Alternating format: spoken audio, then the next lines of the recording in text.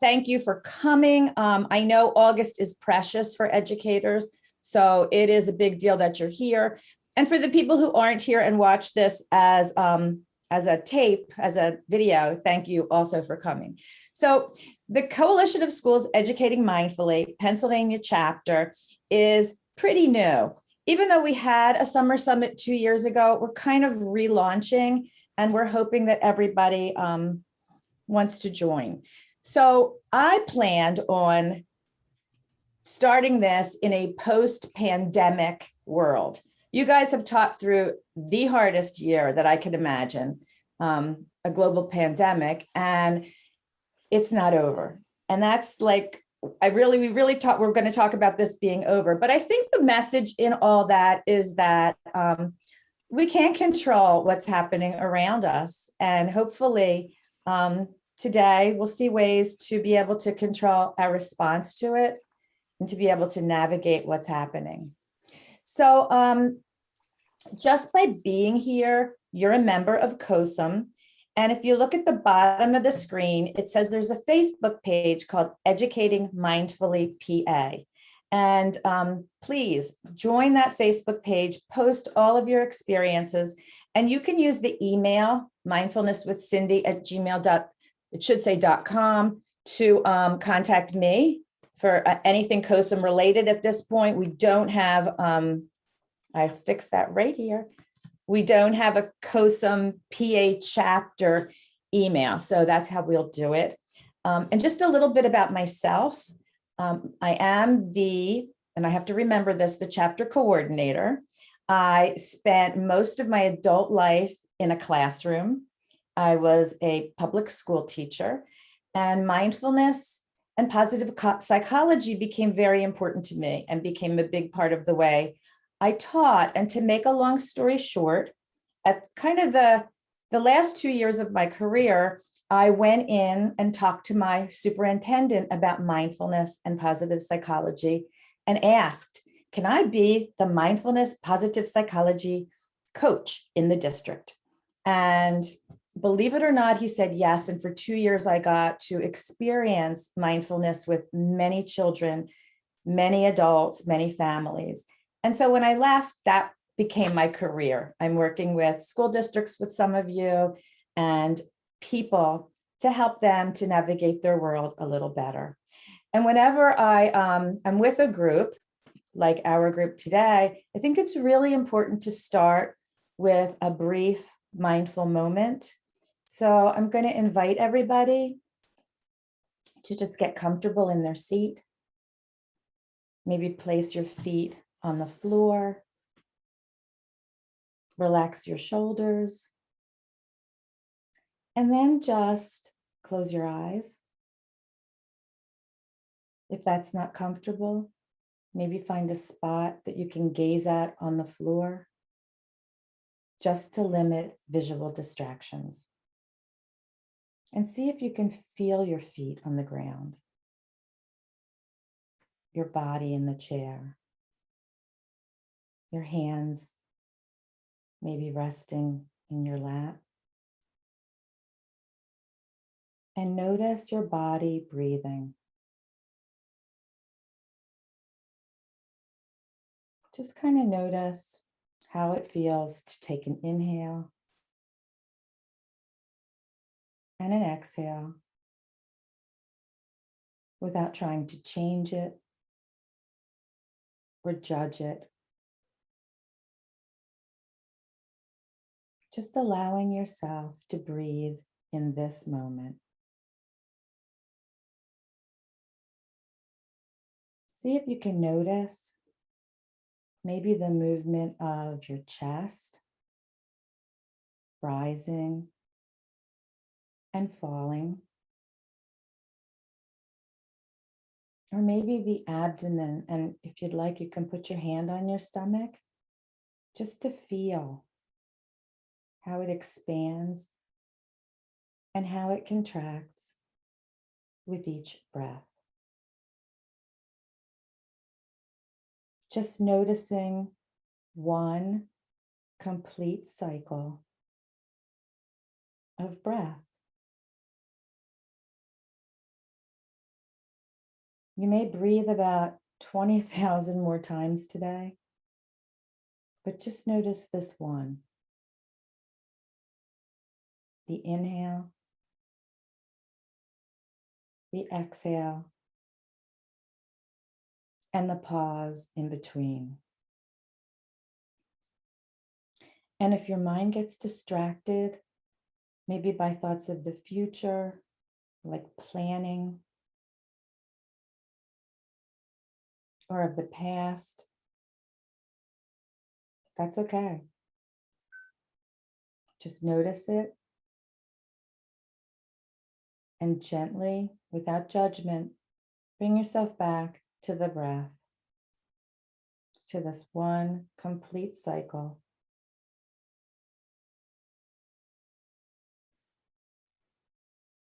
And whenever you see yourself being carried away by thinking, and you come back to the breath, that's mindfulness. That's in your control. We don't get to control many things in the world, but you always have the breath to bring you back to this moment. And as we come to the end of this practice, let's set an intention for this day. You might set your own intention, or you might choose to share mine. Today, I choose personal growth.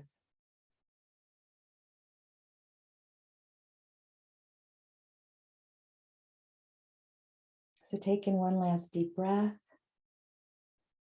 let it out, and just gently open your eyes and take in the room.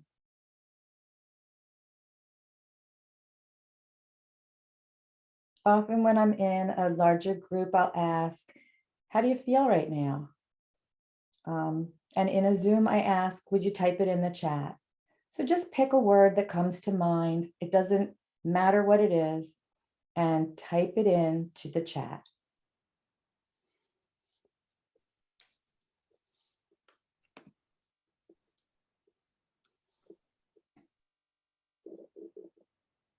So the next thing I want to talk to you about are the takeaways from today. Hopefully you will find something that resonates with you that you can take into your classroom as the year begins, or into your faculty room, or wherever you are. One of the things I had to do, which I have to tell you, is that I had to look at this agenda last night. And as Tracy and I were looking at it, we realized there wasn't a lot of buffer time. And if our other presenters are anything like me, they need a little buffer time. So what I decided to do was to cut my presentation. If you know me, you know that's hard because I'm a talker, and to postpone it for our October meeting. And so today we'll get to hear all of these amazing people share with you ideas, strategies, ways to bring more well-being into your classroom. And so one thing I want to say to our presenters is, I have my chimes, and this is what I'm going to do. About 2 minutes before your presentation needs to end to keep us all on track. It's kind of like a gentle reminder, because we are talking about a really wonderful, exciting topic, and I know that can sometimes go a little longer. So right now, I want to introduce you to a very important person in COSM. She created it. She is the founder and the executive director, and her name is Tracy Hellers. So Tracy, take it away. Thank you, Cindy.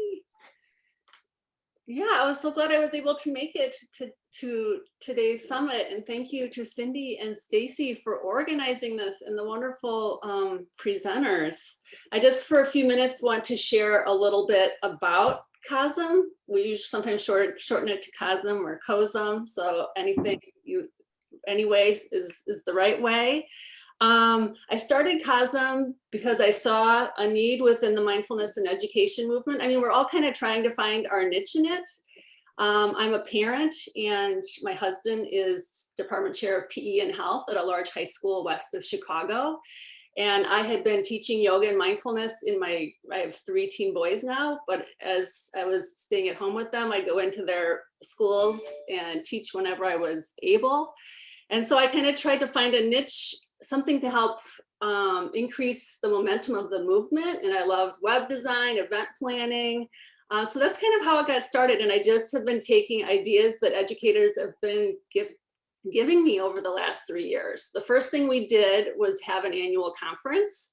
And we're going to have our 4th annual conference this February, back in person this year. And the next thing we did is we did a collaborative book together. So COSM's all about joining forces within the mindfulness and education movement.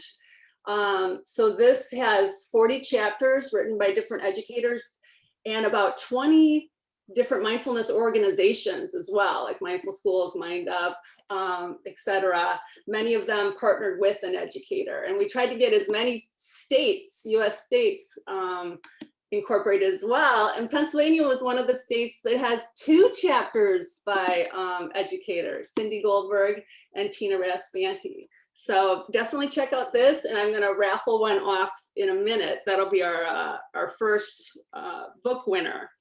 But just briefly for housekeeping, COSM is an approved CEU provider. And then we're also an approved within Illinois with ISB as a PD provider. That's what it's called here in Illinois.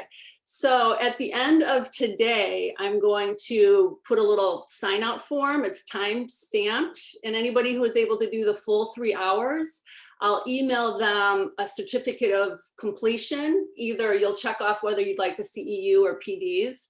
So I know that doesn't necessarily, might not easily translate into Pennsylvania, but you might be able to provide that documentation to your school or whatnot and have those clock hours count towards something. In my last 2 minutes here, I just wanted to share about a few other services that COSM provides, because we really don't want to recreate the wheel with anything like creating a new curriculum, since there's so many wonderful ones out there. So we mainly just point people in the direction of all the wonderful resources that are out there. So if you come upon one, definitely share with me. I'll put it on our resource webpage. So some of the free services we have, definitely first of all, chapters, which are the heart of our mission. Anything involved with a chapter is free for educators. So the chapter meetings, it's all, I mainly volunteer, and then everybody else volunteers. So I think we have chapters in over 25 states right now, and each one's totally different. We don't, there's not a lot of rules of what a chapter needs to be. So chapter activities are all free. We have an e-newsletter that goes out once a month, and then we do like little reminders halfway through the month. So if you're not subscribed to that, that's a great way to know what's going on. And we do a lot of free PD as well. Like we have an equity-based conversation series by our president, Toby, right now. So some of the other fee-based resources we have besides our conference and our book is our professional membership. And you can learn more about that on the website. But I want to keep us moving right here. So I randomly selected a winner for our book before I popped on, and it is James Hegarty. And so I'll look up your email on the registration form and get your mailing address, and we'll get this sent to you. Thank you, Tracy. So right now we're going to begin to meet our presenters. Our first presenter is Stacy Mandel, who is an absolute force. She and I have worked on putting this together and many other things since I got involved with COSM. And I know Tracy says COSM and I say COSM, and I'm going to start to say COSM, but hard habits to break. And so without further ado, here is Stacy Mandel. Hello, everyone. So nice to be with you this morning. Thank you, Tracy, and thank you, Cindy. Thank you for everyone for showing up and being here. I had to think what did I want to contribute to today? What did I think was worthwhile sharing about, especially with so many presenters offering such a diversity of topics. And I do a lot of, well, first of all, I taught for, I guess, almost about 18 years total. I taught elementary, a little middle, and then I coached for about 4 of those years too, in best instructional practices. And I've been in suburban and urban schools and both sides of the country, and really feel like the common denominator is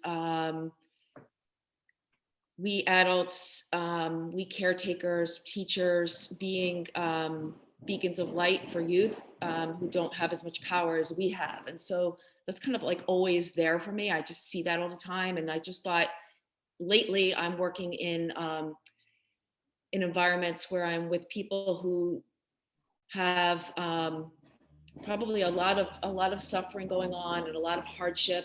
There's an extreme amount of people being underserved, and it's inequitable, and they also have the least access to new understandings and cutting edge science and practices like mindfulness and meditation.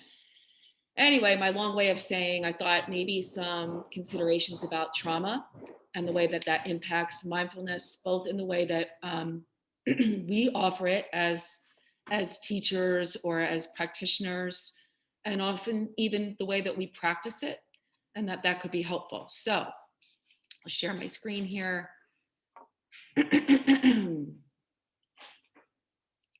And I just want to say that,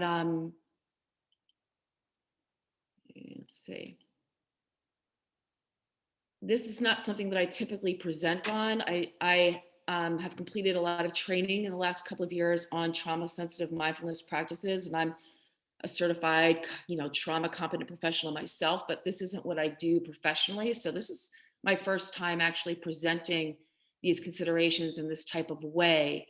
And I really want to give a lot of credit to the two people that I train with, who you may be familiar with, David Treliving and Sam Himmelstein. And they're both experts and pioneers in this field, and they're both based in California. So I'm taking their work really and turning it around for you.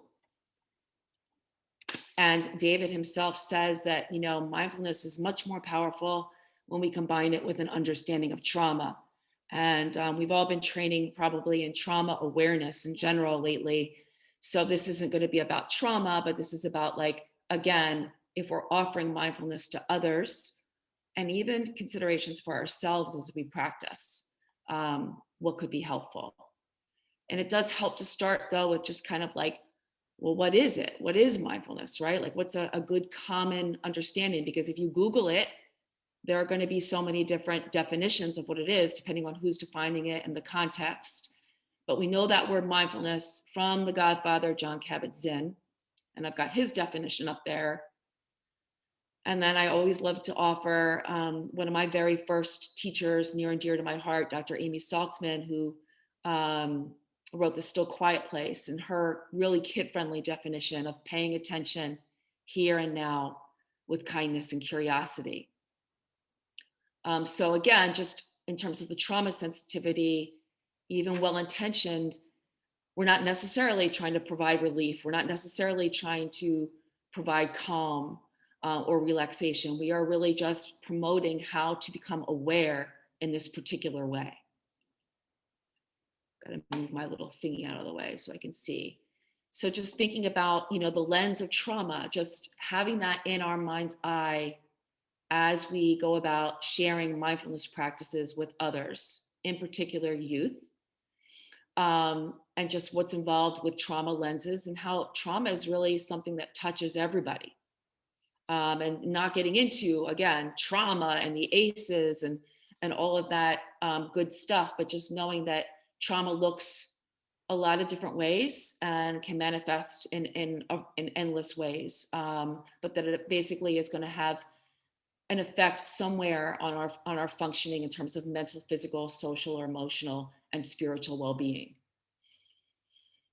And so I picked 8 basic eight basic principles or considerations for offering mindfulness in a trauma sensitive way. And the first one is just to understand and to accept that actually harm can be done when we offer mindfulness practices. It's not very popular to admit this for everyone, but in meditation in particular can be harmful. So, we've got the Hippocratic Oath up here, to do no harm or to at least help. And then the second one I put up here, because I like it, is to do no harm, but take no shit.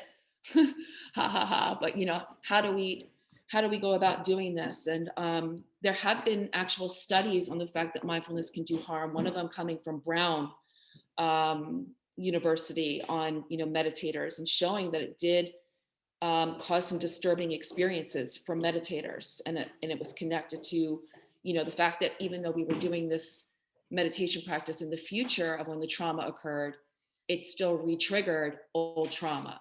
So it's been studied that this can actually happen.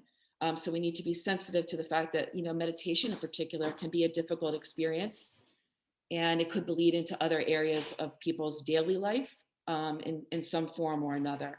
So just recognizing this and being sensitive to it, and then being open to some other possibilities. So another consideration to help prevent causing harm is to just think about basic safety. 101, practicing in a safe place. So thinking about safety both as physical and also as emotional. Considering where we work, where we offer mindfulness, for example, if it's a school setting, and just maybe we're in a space where there are lots of doors that are slamming loudly, or there's, even the bell that goes off, that loud bell. Staff sometimes, faculty in schools, without realizing it, they enter classrooms or they enter cafeterias and they just start yelling, trying to maybe create order or control or whatever it is. I mentioned like the bell, unpredictable loud noises. So that can be triggering for people. So just if you know that is part of someone's, trauma experience, using that as a way to prevent further harm. And then even if you don't know, once you know, then you use that information. And then the emotional safety part, predictability. So, considering that making the meditation practice or offering it in a way for someone that is feeling unsettled or out of their comfort zone, that goes a long, long way to help with that. So for example, just the simple way, and Cindy did a great job with this, of leading a meditation practice or a mindfulness practice even, and asking youth to close their eyes. So, may have noticed that Cindy said, closing your eyes, but, if that doesn't feel comfortable for you, picking a spot that you can maybe just softly focus on. It might be unpredictable, just with that one example, for youth to have to close their eyes. They might need to orient themselves and to be able to look around and be able to see that they're safe, feel safe emotionally. And we really can't insist that be taken away from them. So that's just one little example, but just considering physical and emotional safety. And the third consideration would be to foster interpersonal safety in terms of relational mindfulness. So thinking about safety in the relationship that we have and the rapport that we have. So this really comes more into play, you might think, with one-on-one work. Maybe there are some guidance counselors here, or social workers or therapists. But this is also really key to consider, even if we're working in a whole group environment.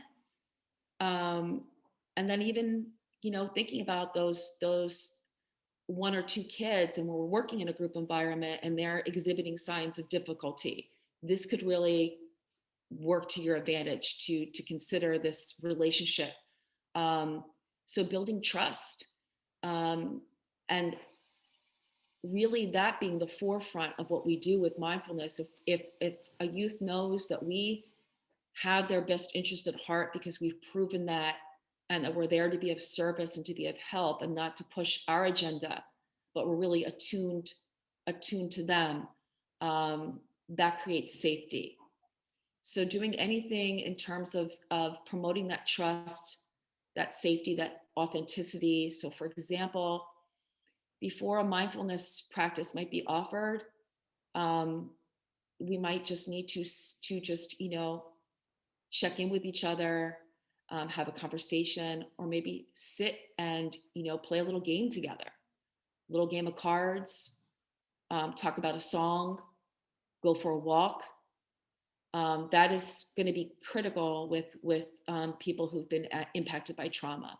So the relationship is the gateway to effective mindfulness. And then even being able to think strategically, thinking on purpose, how do we relate with these youth, or this particular youth?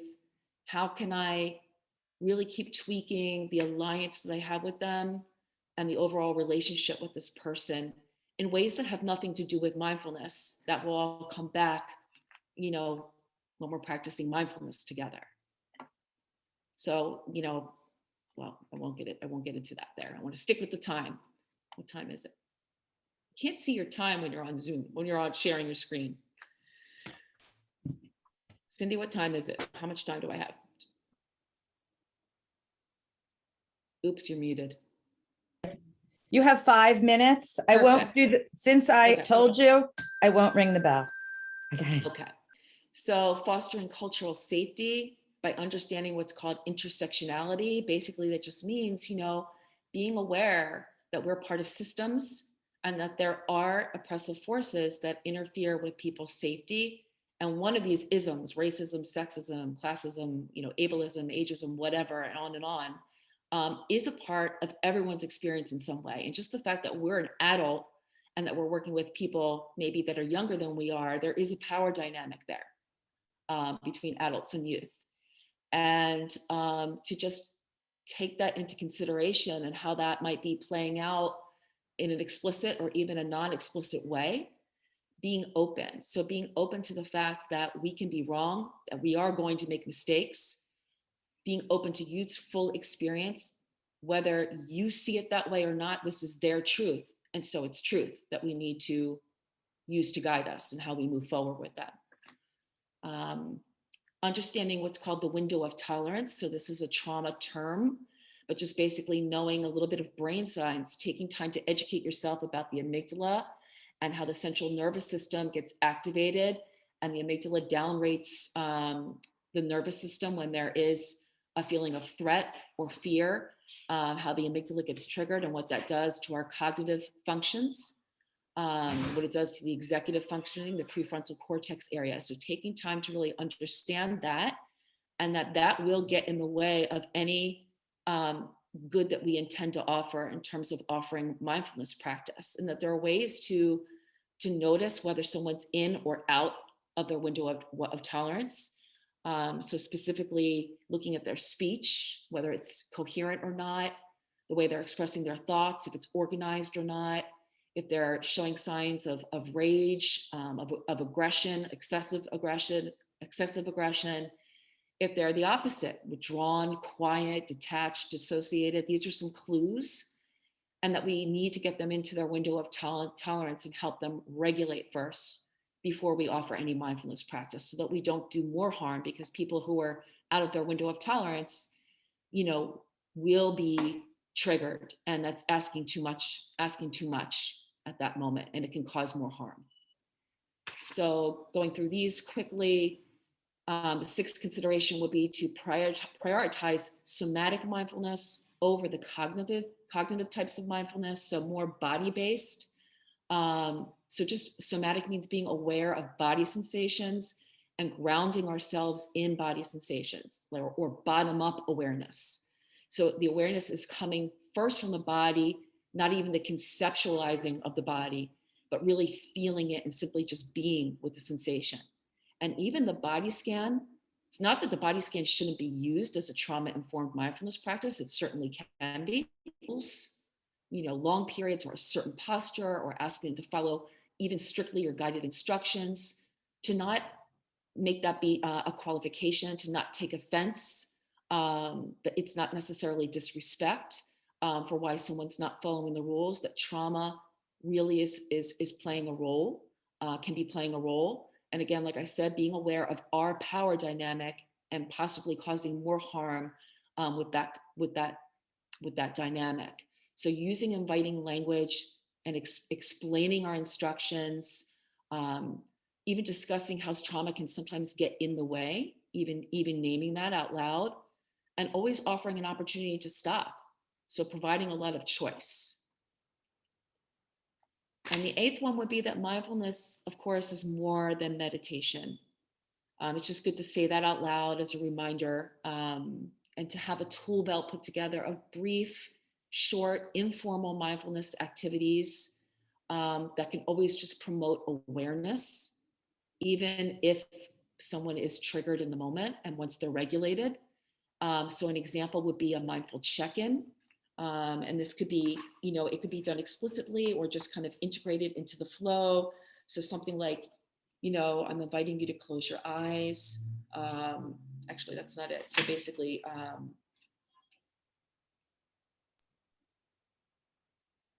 don't know where I have my sample. I don't find it, but let's just take for a moment and pause and just check in and just notice how we're feeling in this moment.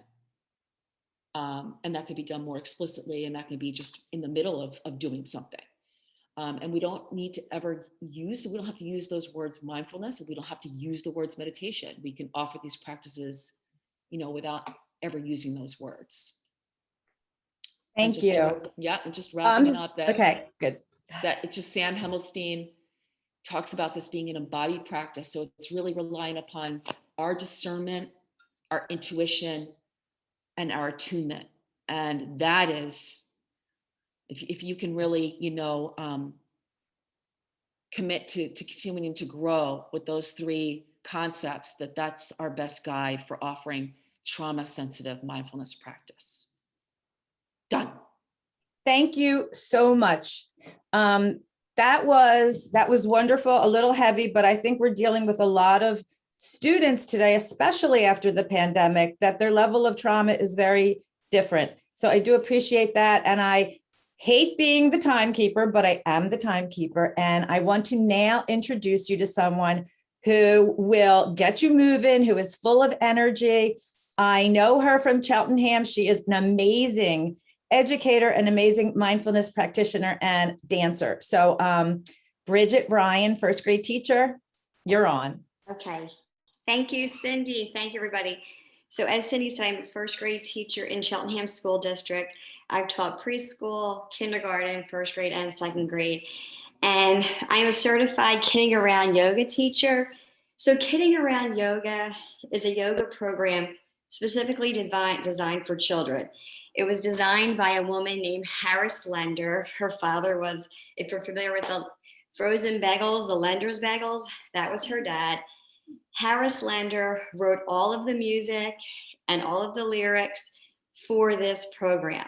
It's designed for students, it's designed for children, and they love it. It's fun, it's goofy, it's silly. And when I teach my Kidding Around yoga class, it is a full class, half hour, but sometimes I just do little snippets of it. So today we're just going to do little teeny snippets of our Kidding Around yoga class.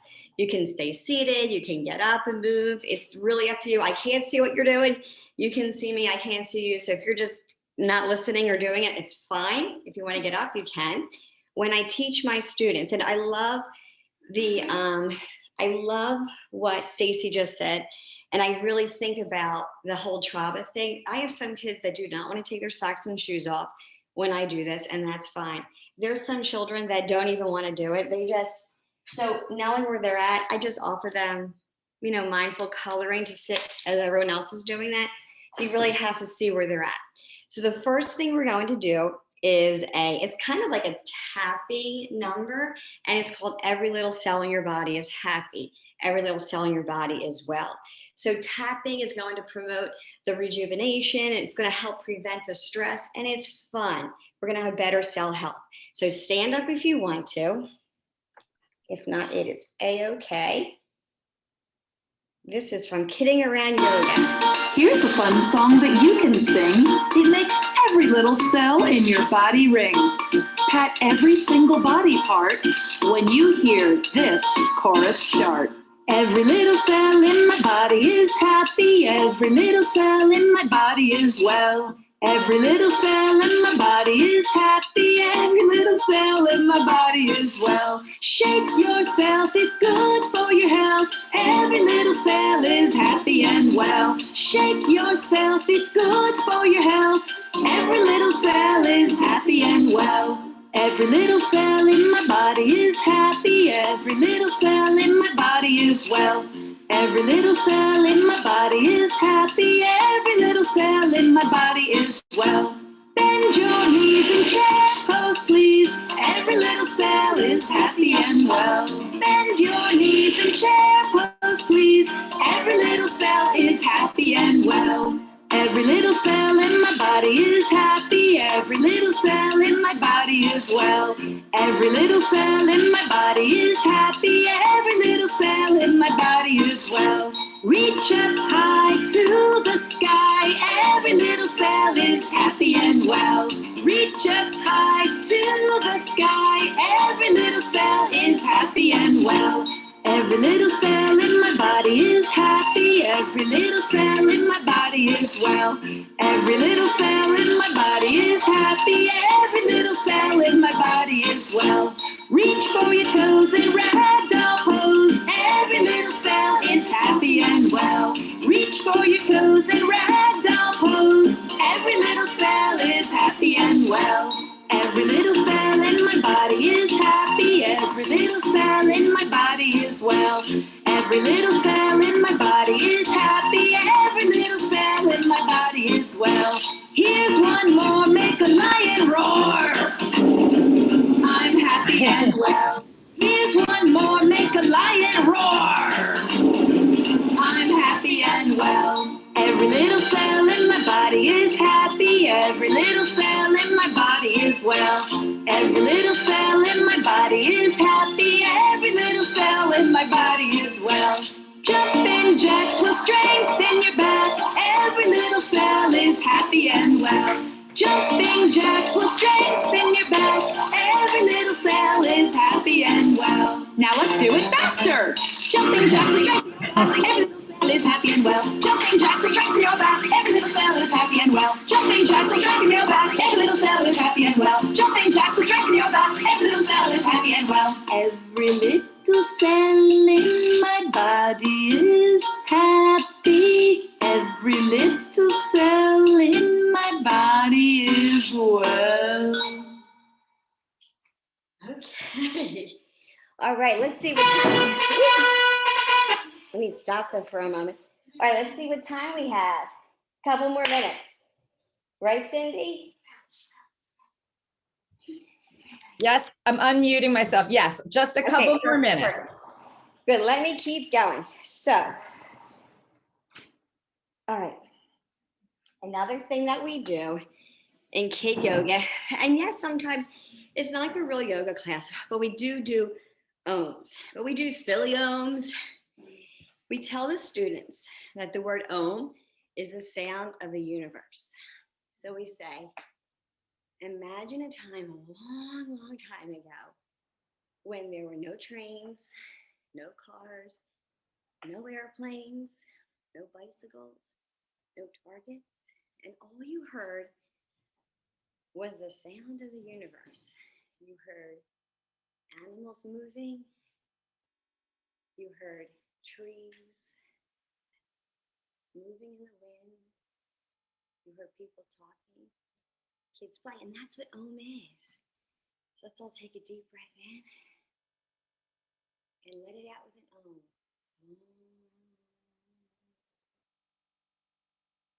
Om is the sound of the universe.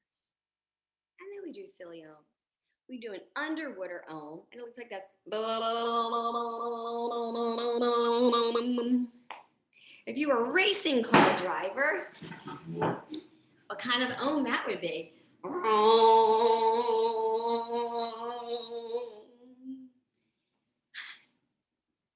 Something else that we do in Kidding Around Yoga, and it's basically like a regular yoga class, but geared for children. So I'm going to get you up one more time before I finish up with Cindy with my, and Kidding Around Yoga has their own sun salutation. So it's like a call and repeat. I call out the Kidding Around Yoga. Just going to make sure you can see my full body. All right. I call out the sun salutation, and you just respond to it. All right, ready? Namaste. Butterfly up. Butterfly down. Ragdoll. Ragdoll. Mountain pose. Butterfly up. Butterfly down. Ragdoll. Ragdoll. Plank pose. Downward dog. Upward dog. Jump back. Butterfly up. Namaste. Kidding Around Yoga is fun for kids. A lot of energy is released. A lot of focusing time. So I'm going to stop my session now. And I will see you again at 10:35 for a more movement break. Thank you so much, Bridget. You are so full of energy and excitement, and we kind of went from trauma to fun, and it was a wonderful transition. All So right, the next, thank you. thank you. And the next person I want to introduce is Allison Showell Laporta, and she works with the Inner Strength Foundation. And she clearly needs inner strength because she is the mother of twin 7-month-olds. So just the fact that she's here today is exciting. And Allison, take it away. Thank you so much. Can everybody hear me? Excellent. Okay. Thank you for inviting me and asking me to speak here. As Cindy said, I'm the mother of 2 twins. They're actually 9 months old now. They just turned 9 months, and it's a handful. So I use mindfulness every single day to keep my sanity with them. So today what I want to talk to you about is this really cool tool that we've developed at Inner Strength Education. We used to be Inner Strength Foundation, but we're in the process of changing our name because that really reflects what we do more so than Inner Strength Foundation. So let me just hopefully share my screen correctly. There we go. Okay. Can everybody see that? Okay, awesome. Okay, so I want to talk about appreciating digital mindfulness tools, the Inner Strength Teen Mindfulness app. It's something that was just launched, I think, in April of 2021. It took us about 13 months from inception to development. And so I just want to kind of take you through how we kind of got to that point, the development of it, and also the content of it. Okay. So it's called Inner Strength 2. We know that's not the best name, so we're actually in the process of changing that. We think that in the near future it's going to be called Inner Strength Vibe, but for now, when you look at it, it's Inner Strength 2. So let's talk about the Inner Strength Roadmap and how we kind of got to this idea. So our core program in schools is a 12-week in-school, in-person program where we have a proprietary curriculum that our instructors go into a host school and teach for 3 weeks. During that time, the students, they learn practical applications of meditation and mindfulness. They learn about the brain science and what's going on in the teenage brain and why, they're experiencing certain things. We talk about cultivating care, cultivating a daily practice. We go through various stress reduction activities, and we also focus on mind, thought, and awareness. So our teachers go in to the classrooms once a week for about an hour, 30 minutes to an hour, depending on the needs of the school. Once they get through the 12-week course, we kind of do like a survey, and then the program ends. And so we were kind of like, okay, what now? We don't really have a way to follow the teams after they're done. We don't really have a way to keep those connections going. So we needed to figure out a way that we could continue to reach teens after the programs end. So we thought about, the best way to do that was to go mobile. Teens and phones are kind of synonymous. Like you see a teen with a phone in their hand. And so I just wanted to give you a little bit of a picture of why we chose that. This study is from Edison Research and Triton Digital, and it shows the growth of smartphone ownership. So the total US population in 2019 for owners 12 and above was 237 million. And you can see just 10 years ago, it was 10 million. So it's like a huge growth. So 84% of all smartphone owners 12 and above have this tool. So we thought that that was a really great place for us to start. So the other thing that we needed to consider was, do mindfulness apps actually work? There's a lot of them out there. There's Headspace, there's Calm, there are a lot of tools. And so we wanted to make sure that we were investing in something that was actually going to be used, something that was actually going to make an impact. And so we did a lot of research, and one of the studies that has come out is that there is research showing that mindfulness mobile apps contribute to significant reductions in rumination, worry, and anxiety in teens. And that is in a study called Acceptability and Preliminary Effects of a Mindfulness Mobile Application. If you want to know more about it, I can send you information where to find that. But there are also other studies that are out there that speak to the effectiveness of mindfulness mobile apps, particularly in the teen population. So we say all that to say, between the numbers, between the research, between the method of connection, there's a lot of opportunity to connect with teens. And because we have this ability to connect through mobile technology, we can now share a lot of critical tools and support to empower youth at a time when they need it the most. Initially we started this process prior to the pandemic, when we were just really looking for a way, like I said earlier, to just better connect with teens after the program ended. But now it's become even more important that we have this tool that we've created that is easily accessible for teens in the wake of, I don't want to say the end of the pandemic, but as we're starting to see kind of the fallout emerge, it's really important that we have something that addresses this. So I wanted to break it down, the components of the app, into like a couple sections. So what I did was I wanted to speak to kind of like what all of you as educators can kind of see. So first of all, the app is free. It's free for all high school students.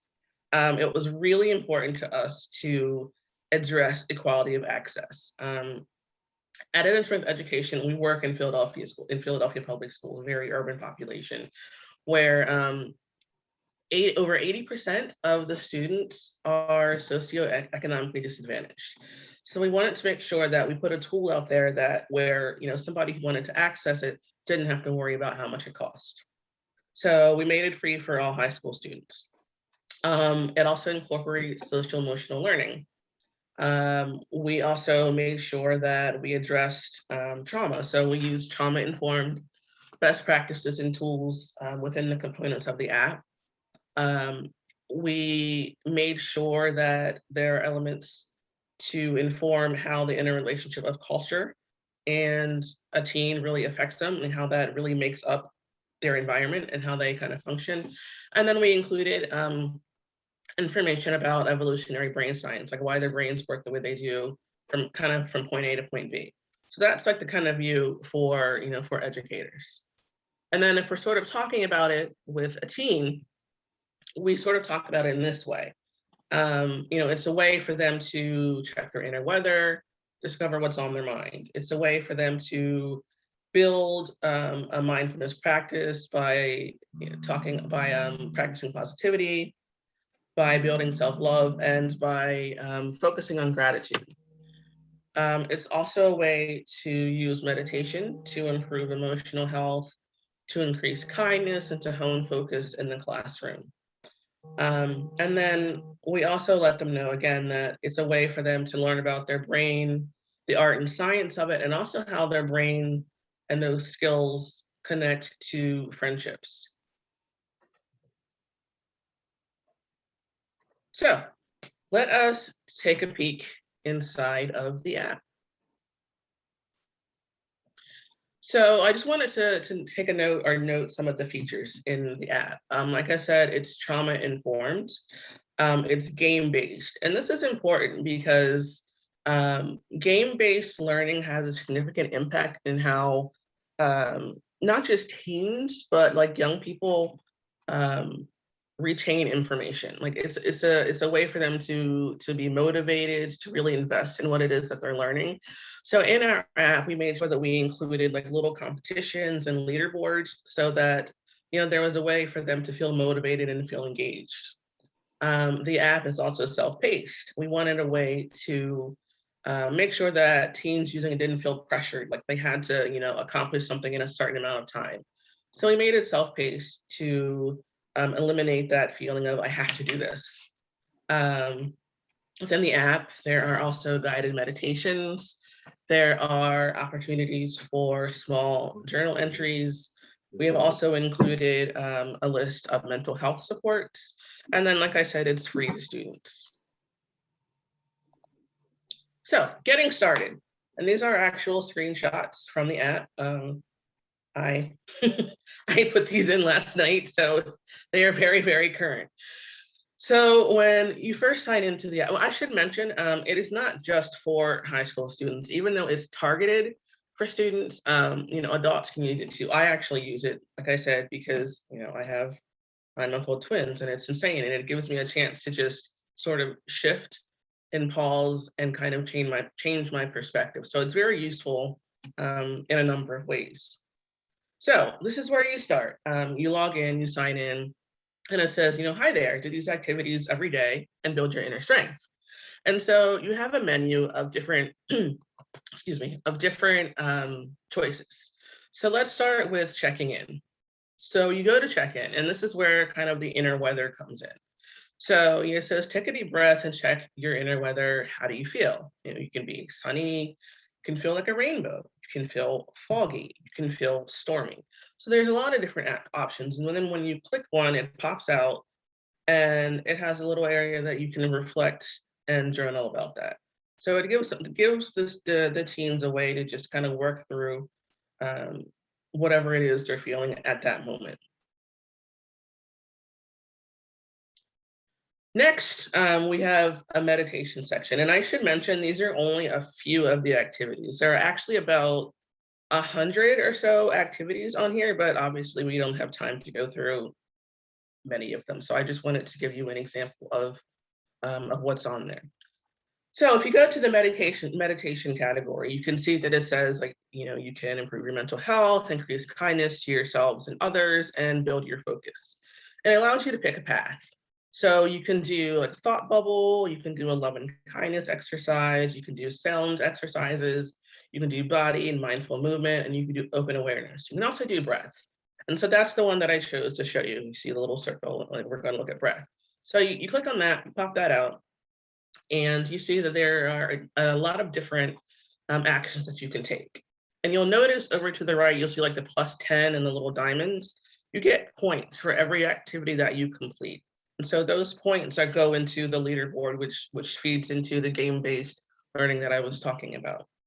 So for this, we're gonna select the soft belly breathing. You'll also notice that there's an S, an M, and an XL, you know, kind of like letters next to those activities. And that just indicates like that's kind of like the size of the activity, whether it's a longer activity or a smaller activity. And so for the soft belly breathing, it's a smaller one. It doesn't take a whole lot of time to do. So if you were to click on the soft belly breathing activity, this is what it looks like. And so it helps you to calm your nervous system when you're feeling stressed or overwhelmed. and it walks you through a breathing exercise. So it's actually a listening exercise. It's a guided meditation. So it kind of starts with begin by coming into an alert posture, sit up a little taller, and at the same time, allow your shoulders to drop, allowing your body to be alert and at ease at the same time. And so it goes through those various postures, those various activities for about 3 minutes. And so it takes the user through the exercise of belly breathing and helps to give a sense of calm and relaxation. So that's just one.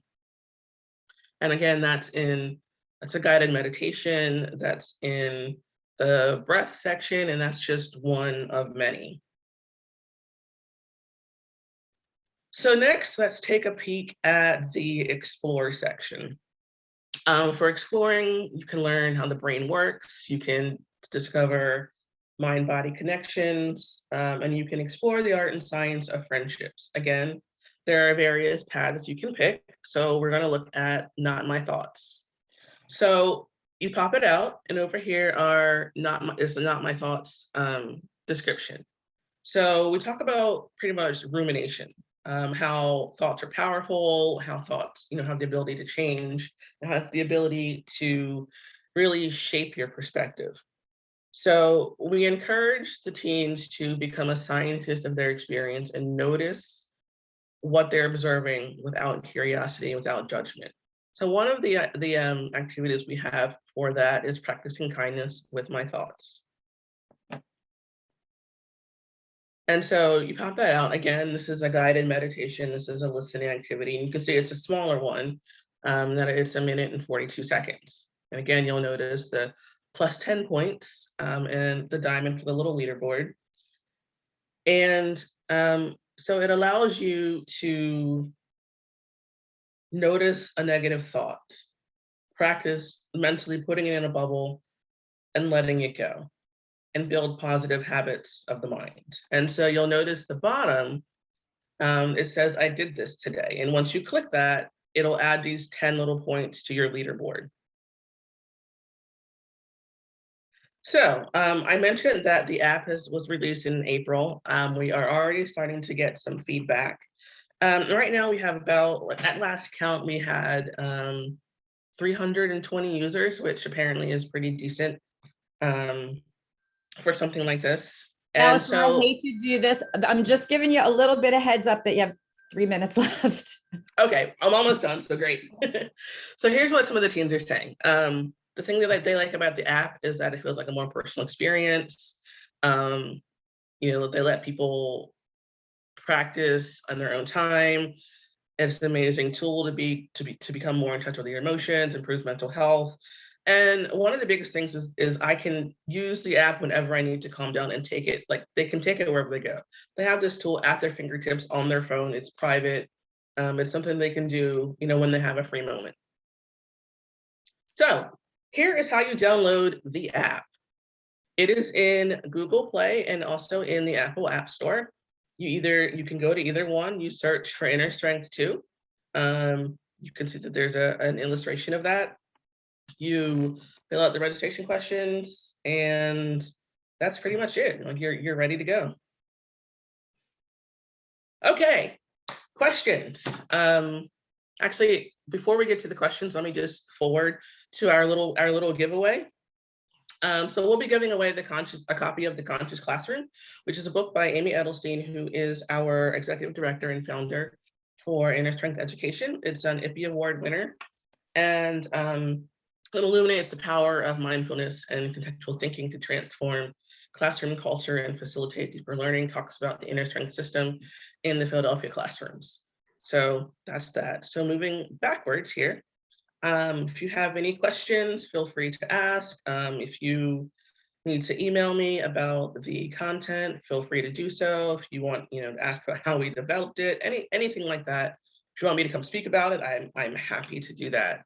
So here's my information. And if you have any questions, feel free to ask. Let me just stop sharing. And I'm going to stop you and say, if you have any questions, please send them to Allison or put them in the chat.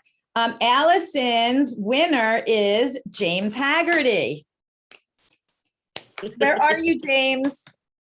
Did you? I'm here. Thank you very much. So I'm going to backtrack. First of all, I have to say, Allison, that was amazing. I mean, I've worked with teenagers. I've played a lot of games with them, especially if they've had difficulty, like just a lot of physical games. And your app just brings it all together. And I just want to say this is amazing and thank you. And so I'm going to go back to Stacy, who has a giveaway. Where are you, Stacy? And Cindy, I don't know if you heard that the winner to my book was James. So I feel like maybe we should have. Oh no, James, I'm sorry. Can I take the second book away from you? Let me spin this again. And the winner is Jay Greenwood. So who are you, Jane Greenwood? Show us you. Are you here? Yes, thank you so much. I'm very excited. Oh, good. If you win something, don't leave at the end before you give us your address, because we do need to be able to contact you. So James, sorry about the mix up. And Stacy, go for it. So I'm also a Reiki practitioner and an essential oils. I'm an aromatherapist, side hobby. So I'd love to give away an essential oil and a Reiki session if you're interested. And the winner is? And the winner is Taisha Carmichael. Yay! Yay! Where are you? There you are. Congratulations. Bridget, we forgot about yours.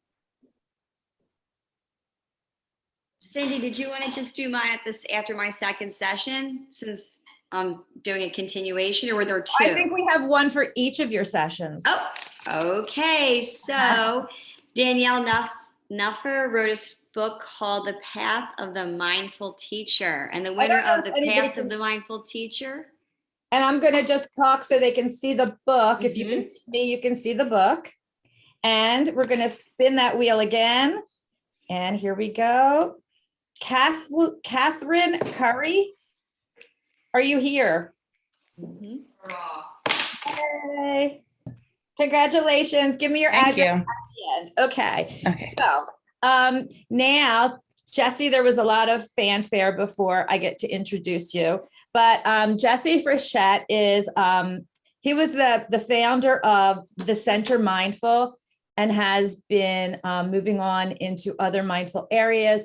He is the one person that when I listen to him, I am literally taken off of this planet. His voice is so amazing. So Jesse, if you want to take over, we are ready. Thank you so much, Cindy, and so good to be here with all of you, creating this container together today. And I want to talk a little bit about inner allyship. I found that as a mindfulness educator, as I was practicing mindfulness, I became very aware of what I was experiencing. I became much more aware of thoughts, feelings, emotions, felt sense in the body.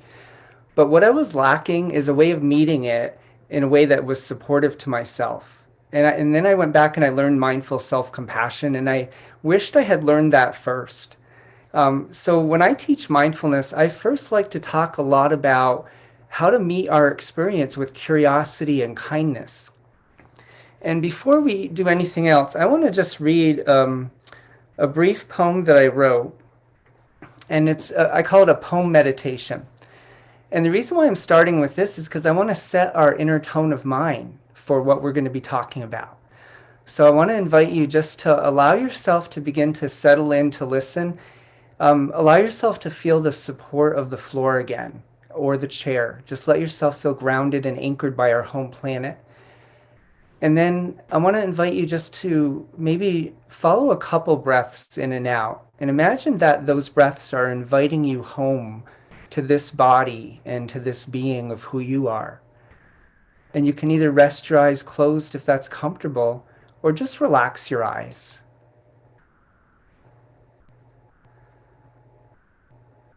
Mindfulness of your true worth.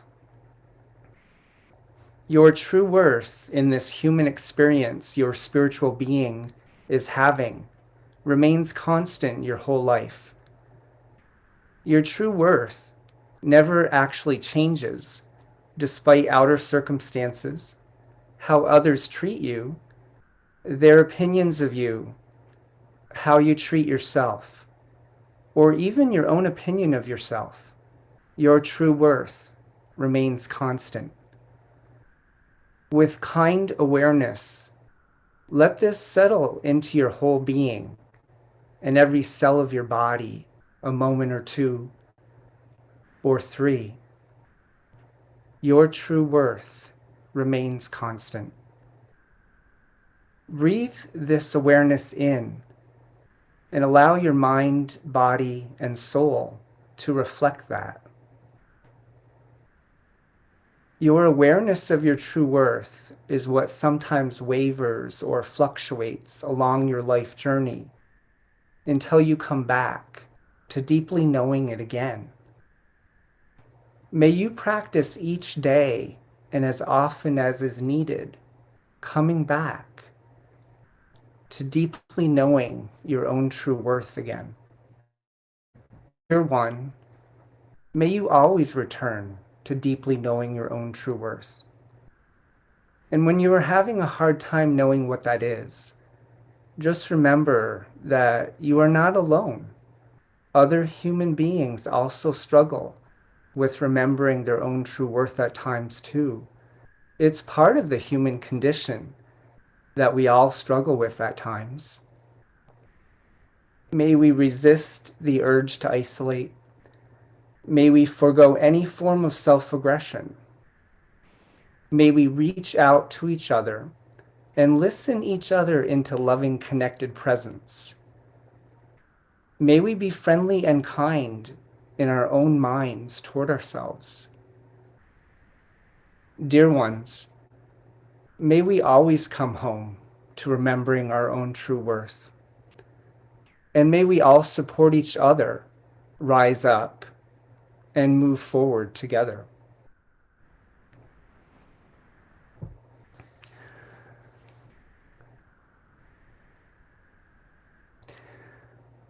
So I start there because how we speak to ourselves in our own minds and the mental tone of mind with which we hold ourselves in our life experience is so important.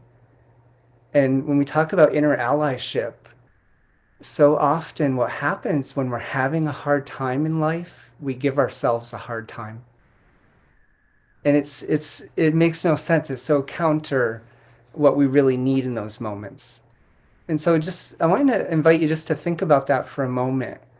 When you're having a hard time, when you're feeling stressed in your day, when you have twins that are 9-month-old, in all those experiences, when you're holding, and your body is the co-regulator for a classroom, all of these experiences that we have, are you meeting yourself with a mental tone of self-compassion in those moments? Or is your mental tone of mind causing you additional stress? And it's just something I want us to kind of hold in awareness for ourselves. And then I want to move us into a mindfulness practice to support this. So we started off with that poem meditation, just to remind us of our true worth and that it never actually changes our whole life. And I want to move us into a mindfulness practice. And this is a practice to really befriend yourself and think of it like you're coming home to yourself and you're practicing becoming an inner ally to support yourself. And for many of us, and I would say all of us on some level, we're the instrument for the work we're doing. Whether it's parenting, teaching, whatever you do, you're the instrument for that work. So we know that musicians, in order to play beautiful music, they have to know that instrument well, they have to fine tune it, clean it, take care of it, and practice with it. And so here's a practice to help us to work with ourself as the instrument for whatever we're doing in our life. So I want to invite you again, come back to, and I'm going to, after the practice, I'm going to share it in the chat so that you can copy it if you would choose to. When something's shared in the chat, you just hit the 3 dots to the right and you can hit copy, and then you can paste it if that's helpful. So I want to invite you to go ahead and just rest your eyes closed if that's comfortable for you. Otherwise, again, you're welcome just to relax your gaze. And I want to invite us to do this practice together.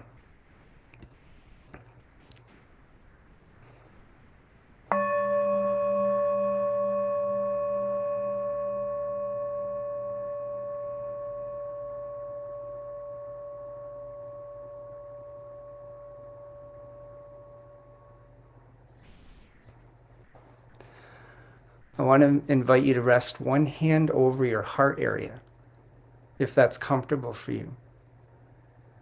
And imagine that it's like resting your hand on the shoulder or back of a loved one who you're trying to bring some comfort to. Somebody who you have that kind of a comfortable relationship with, where resting the hand on the shoulder or back would be a form of support. And in this case, I want that friend to be yourself.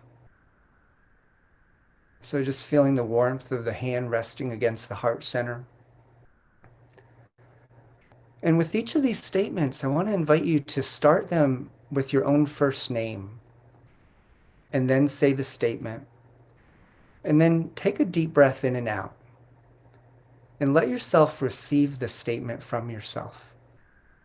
So again, using your own first name. I see you.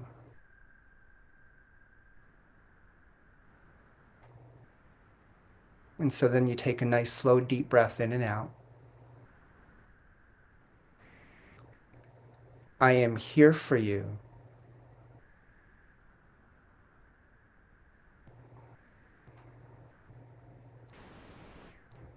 I care for you.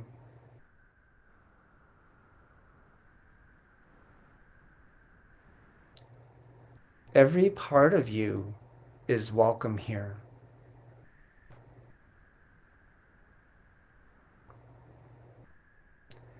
You are enough.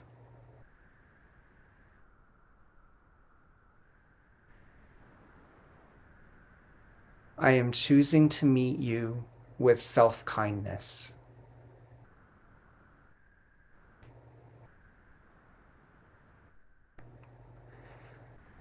The next part of this practice is, I want you just to ask yourself, is there any part of me that's hard for me to welcome right now? And see what thoughts or image comes to mind. What's hard for you to welcome right now?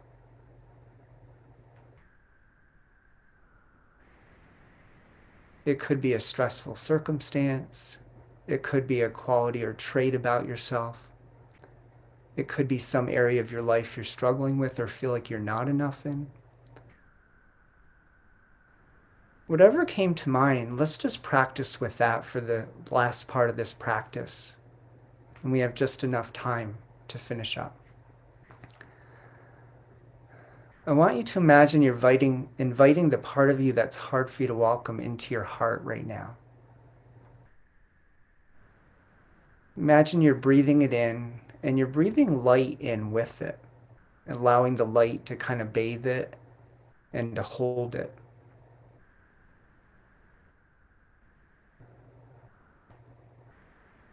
And then we're going to have those same statements that we said to ourselves. And this time we're going to say it to the part of us we're holding in our heart that's hard for us to welcome. So we won't use our own first name this time. And after each statement, just take a slow, deep breath in and out. I see you.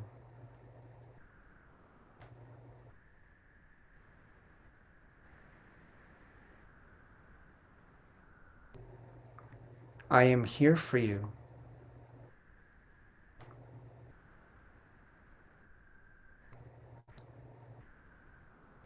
I care for you.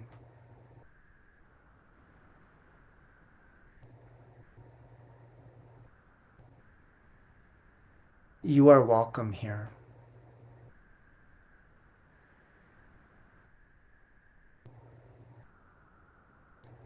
I am choosing to meet you with self-kindness.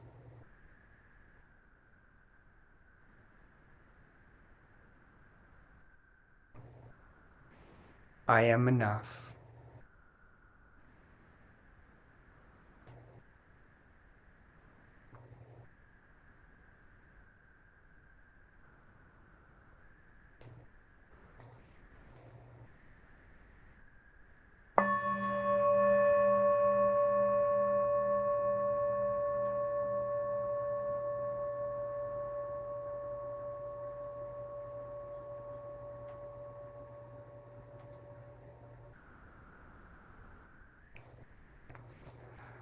Okay. And I just want to welcome us back. So this is a practice, right? So if that was difficult for you in any way, it's okay. What we say in mindfulness is accepting ourselves as we are. And like any practice, it gets stronger over time. And what this practice does is it weakens the inner tone of self-aggression over time, and it strengthens the inner tone of self-compassion over time. So that when you're practicing mindful self-compassion, you actually have worked with that inner tone to support you. So it's no longer just words, and it's no longer just the intention of bringing self-compassion in. It's actually having worked with cultivating and building that inner friend and ally that will support you during moments of need. And so I've been practicing this practice for probably about 6 months now. And I've also shared it with clients. I'm a psychotherapist and mindfulness educator and coach. The clients have also reported to me that it really has made a difference to them. And I know that parenting and teaching are two of the places where there's the most stress. And I feel like if you could just kind of try this out for a period of time and see how it goes. And I put in the chat the basic statements. And I didn't put the second part because once you say these statements to yourself, then it's just a matter of asking if there's any part of that's hard for you to welcome, and then repeating the statements, speaking to that part of you that you invite into your heart with light. And so it's really just these basic statements can support you. And I also invite you to say them periodically throughout the day, to just pause during your day and ask yourself, is there anything that's hard for me right now? Am I experiencing any struggle or challenge right now? And inviting yourself to say these statements to yourself. And over time, I think that you'll experience that you're beginning to cultivate that inner ally that I'm talking about. So this is really helpful for if you're in spaces where based on your identity, you don't have the privilege of other people in that space. It's not a space where you feel like it's a space where you have as much privilege. It's also helpful if you experience microaggressions during your day, just to meet yourself with these statements so that you're not internalizing the oppression around those microaggressions. You're actually replacing it with self-care and self-compassion. So I feel like these statements can be really helpful. I want to open it up. We just have I think we have a few minutes left. I want to open it up for if anyone has a question, or if you want to put something in the chat as well, that's fine. And you're welcome, Bridget.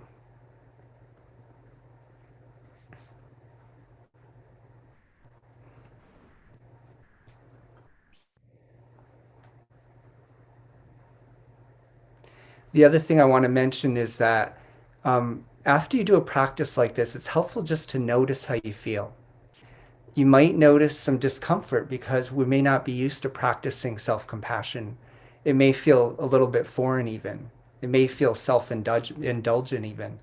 But I just remind people, do you question yourself that same way when you're unkind to yourself in your mind? Do you say to yourself, well, that sure is foreign. Why am I doing that? You know?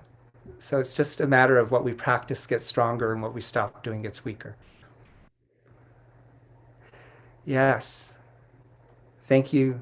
Is it Marty? Yeah, Marty, thank you. Yeah, and I do use this with teens and children as well. And sometimes we just play around with the wording. I found this really helpful for my transgender teen support group because a lot of them have a lot of dysphoria, and they also have a lot of messages that they receive from family and culture. And, you know, they have a lot of messages that they really need to build up that inner ally to support them around. So would it be okay for me to share my email? Absolutely, absolutely.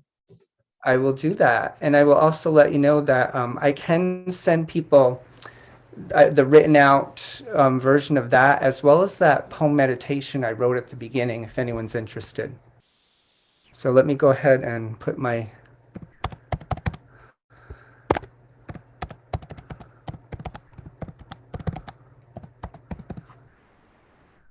okay. Thank you so much, Jesse. My pleasure. Thank you, everybody. And thank you for the opportunity to share this with all of you. It's amazing. And I just wanted to say that Jesse is kind enough to do a meditation every day, I think Monday through Friday, and post it on our Educating Mindfully PA Facebook page. So if you came to us a little late and you're not on that Facebook page yet, it's just Educating Mindfully PA. And you'll see that Jesse has a practice every day. And when you click on and you're with him, it's 30 minutes that goes faster than any 30 minutes. And you just feel so ready to face the day. I think it's called 9 at 9. Is that right? That's right. It's mindfulness on the nines. Mindfulness on the nines. I'm sorry. Okay. So, so Jesse gave his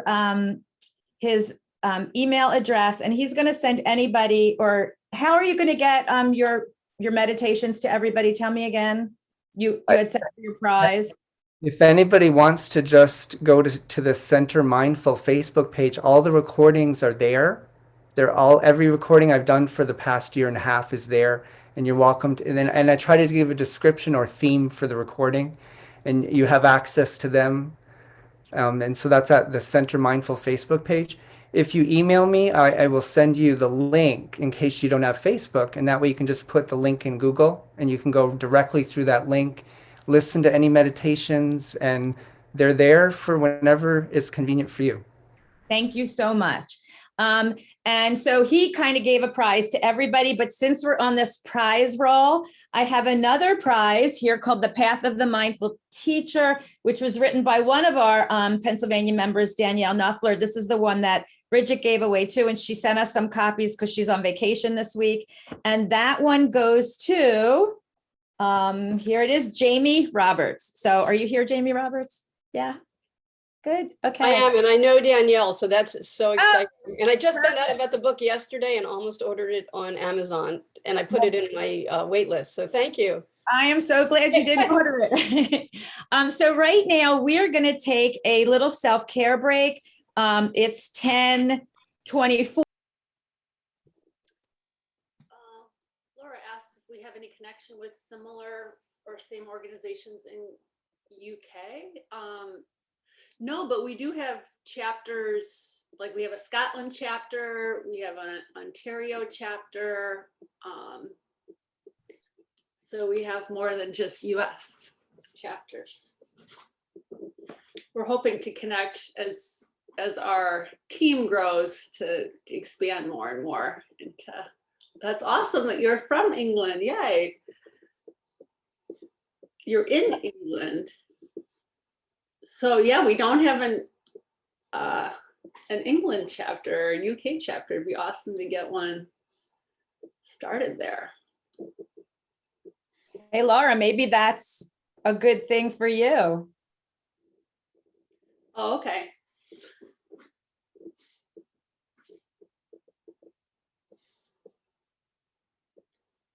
And we have 2 minutes, and I just want to get this, since we're recording this, not everybody has to hear it, but I just wanted to get it on the recording for people who are watching after. So in our book, we have a chapter that covers best practices for yoga. So when you're leading presentations or self-care with adults, you can do more than you can necessarily with children, but if you're working in public schools, we really recommend not using ohms or namastes or singing bowls like this And there's a chapter in our book that kind of goes into the reasons why and such, because there has been litigation for some at some school districts. Nobody has won, but we definitely want to be aware of and not have it, people think that mindfulness has any relation to any religion. So it's just best when working with kids not to bring in those elements. And then I also wanted to, hold on, let me check the time first. You've got about a minute. That we do have scholarships for our professional membership and conferences. We've never turned away anybody who's requested it, and there's no application fee. There's just a little form that if you go to like the membership webpage that you fill out, because we need certain for scholarships for our tax recording purposes, but you just click a little link and then it gives you the information of how to become a member for free. And the membership, we have events each month. We have different series and we record it all so you can have on-demand learning, and you can earn a graduate credit, CEUs, PDs throughout the year. So like we've had group members sign up like a school district, and then all their teachers can do kind of on-demand PD with us. And they can even receive the PDs and CEUs through their school too. So lots of different extra services, but everything with chapters is definitely free. Thank you so much, Tracy. It's a great thing. So we are back again, and we are going to get up and move with Bridget Ryan. Hello again. Just a reminder that I was a trained yoga teacher with Kidding Around Yoga.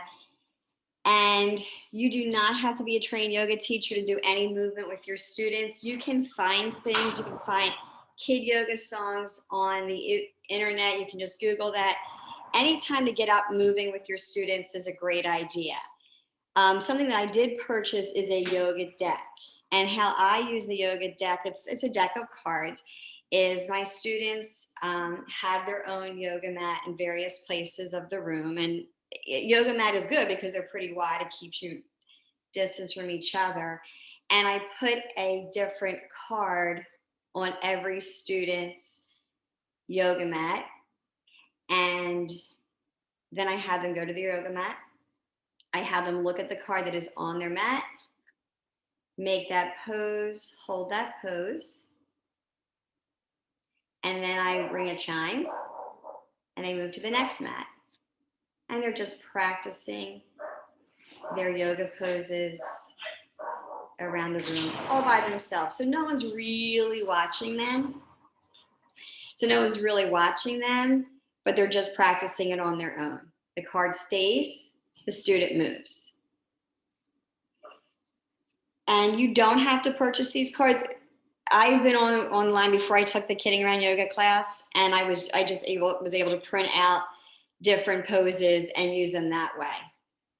All right, so we're gonna get up and move again. And this one is the Head Shoulders Yoga Pose Remix. So we all remember the head, shoulders, knees and toes with the preschoolers, and we were all growing up. So this is the yoga version of head, shoulders, knees and toes. If you wanna get up and do it with us, you can. If not, that is okay. You can sit in your seat and do it. All right, let me get that up for us. Okay, let's do something.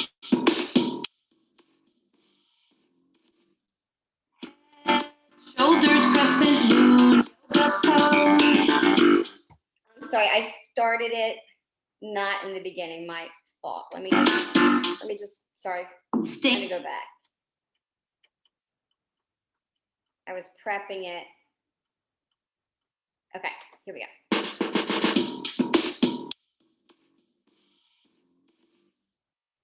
Head, shoulders, crescent moon, yoga pose.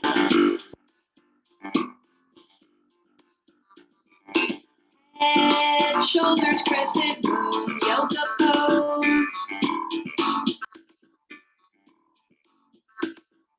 Reach up real high, breathe in through your nose.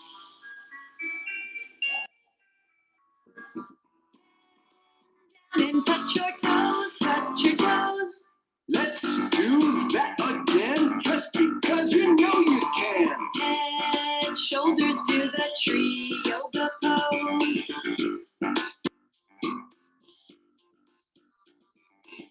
Head, shoulders, do the tree yoga pose.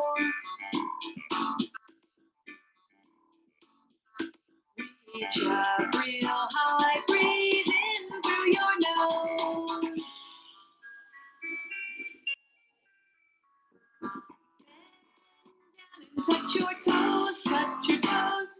This time, go a little faster, cause you're the yoga master. Head, shoulders, triangle yoga pose.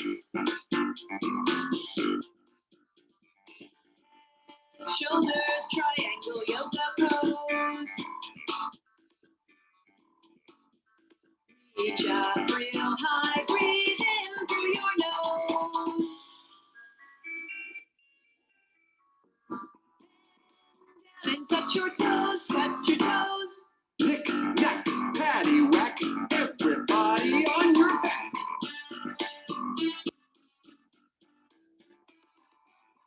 Head, shoulders, do the bridge yoga pose.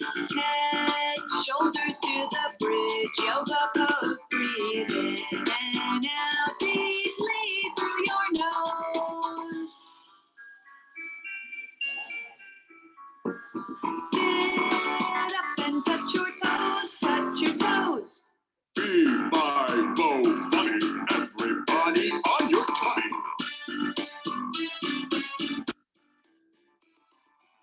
Head, shoulders, do the bow yoga pose.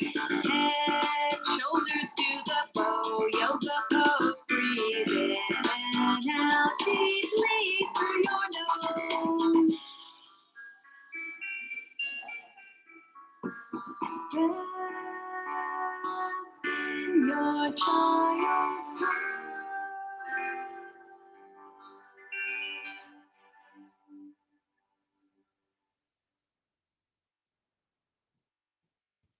All right, so I do use yoga mats, especially when I'm getting on the floor. Normally I don't just jump on the floor and do all that, but didn't have that with me right now.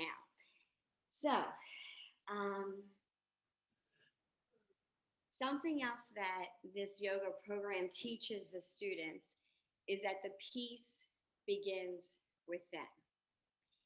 So, something that we interweave in the class to calm them down a little bit after they've been doing a lot of movement is using their thumb will touch each finger with each word. So the words are peace begins with me. Peace begins with me. First, I teach them how to do that. And I tell them that we're going to say it at a normal speaking voice first, and then bring it down slowly and quietly until we whisper. All right, ready? Peace begins with me. Peace begins with me.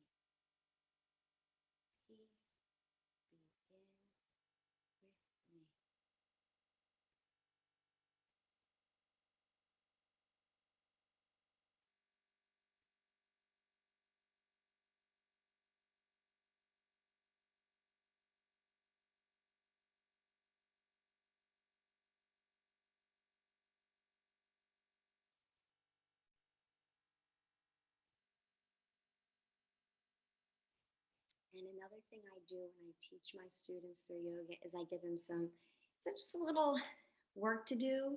And I might just say to them, listen, go home today and do one kind thing. Open the door for somebody, help feed the dog. So, I really try to give them simple things to do to bring the peace out into the world and the love that they've just done with us. We do have another giveaway, and it is the same book, The Path of the Mindful Teacher. So, Cindy Goldberg, who's a lucky winner? Trying to unmute myself. The lucky winner is Parisa Kashnud. And tell me if I said that wrong.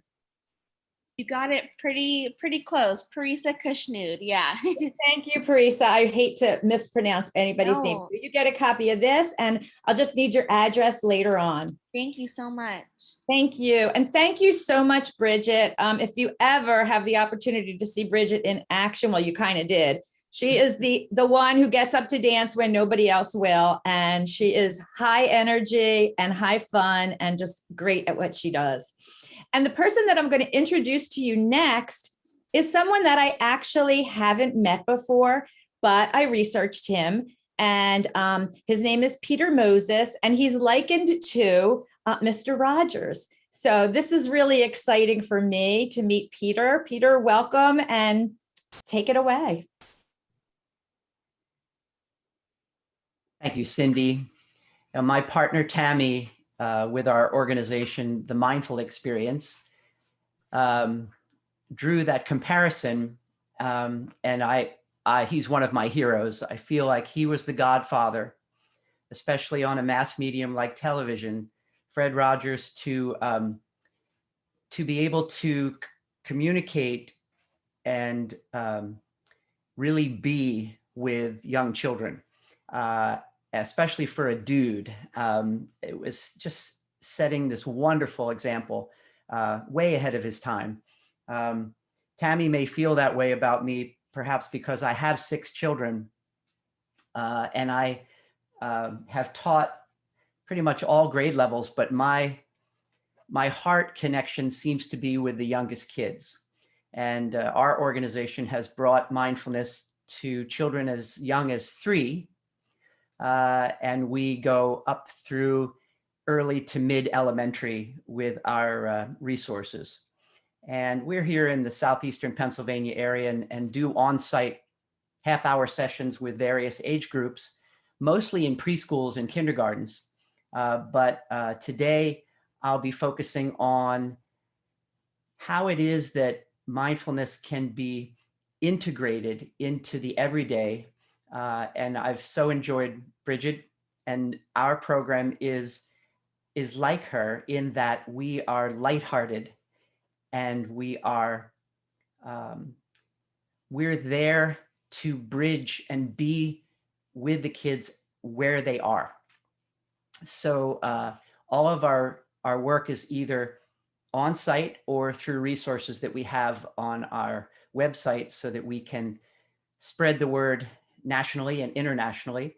And we have a teaching kit for teachers in preschool or in elementary to use. We have a parenting resource pack, and we have a video series called Smooth Transitions. And this is really a lot of what is available to teachers and to children and to families is the ability to bring attention and then redirect it in a positive and pleasant way for kids. And so in a classroom, there are transitions throughout the day. Bridget would attest, it's pretty much all the time. So to be able to use mindful practices, brief, enjoyable, energizing, also calming practices to move from one thing to another, or for a parent to have available to practice with their children. Transitions are a big thing. And the first part of a day or the end of a day, to have something we call the peaceful power circle, which is just to allow children and to role model for children how to simply be, how to comfortably be with either stillness and silence or with soft instrumental music, with their eyes open and smiling at one another, or with their eyes closed if they're comfortable with that. So to create a culture in the schools where the beginning of every day could be like that. And every teacher knows the chemistry of their class. They know how long or how brief. They know whether it would work in stillness or whether it would be good to have a little bit of music there. And so it's tailored by individual teachers with their students. But kids in preschool and in elementary school are really into being empowered. They just love the word, as you have seen, perhaps all of you with children. They love to be powerful. So to have a peaceful power circle is just like the perfect entrance. And kids, young kids, especially with the rapid change in the world, in the outer world, young kids love routine and they love tradition. And they're very proud to be still and to show they can be like ninja or like a peaceful Jedi warrior. And Bridget's smiling because if you mention ninja, you've got them. You've got them. They want to almost prove what many adults feel is impossible for them. And that is for an extended period of time to be silent, to be proud of that, and to be completely in control within their body and comfortable in their own skin. Give them the opportunity and 9 out of 10 will be there. For instance, we have bean bags, belly buddies, we call them, where the kids will lie on their backs and we put the bean bag right on their abdomen. And they're breathing in and out and they're aware of their breath. But we add this, we say, do you feel you could be more powerful than your thoughts? They don't know what I'm talking about, but they say, well, yeah, you tell me, I'm going to be more powerful than anything. And I say, okay, now when you're breathing and you're aware of the belly buddies, this time when I put the belly buddy on your abdomen, I want you to have your eyes closed and I want you to know that you're going to have the thought, Mr. Peter's putting something on there and it's a color and I want to know the color, but I will be more powerful than that thought and I will keep my eyes closed until I hear 3 claps from Mr. Peter and he says, cowabunga, dudes. And then they open their eyes. And again, 9 out of 10 will be able to proudly keep their eyes closed, be aware of just how the inhale and the exhale works. And what that color is secondary to the power. If I'd had a teacher like Bridget, just imagine if all of us had had a first grade teacher like that. First of all, we'd have a major crush. And secondly, she could say something to us like, you know, sweetheart, you are more powerful than your thoughts if you choose to be. And by the way, you don't have to believe everything you think. Imagine learning that at the most formative time in your life. You don't have to believe everything you hear. Some thoughts are quite beautiful and creative and they help people.